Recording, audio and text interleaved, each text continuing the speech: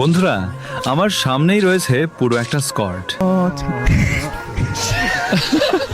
তাও আবার ছোলো ভার্চেস স্কোয়াডে।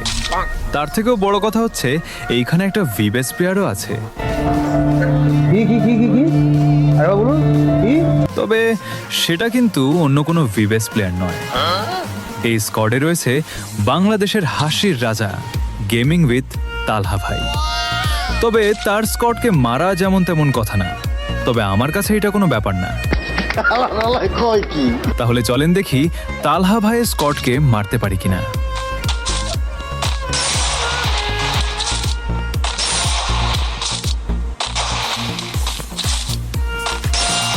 অলরেডি 3টাকে ডাউন করে দিয়েছি। এরপর তালহা ভাইকে মারার পরে তার রিয়াকশনটা একবার দেখেন।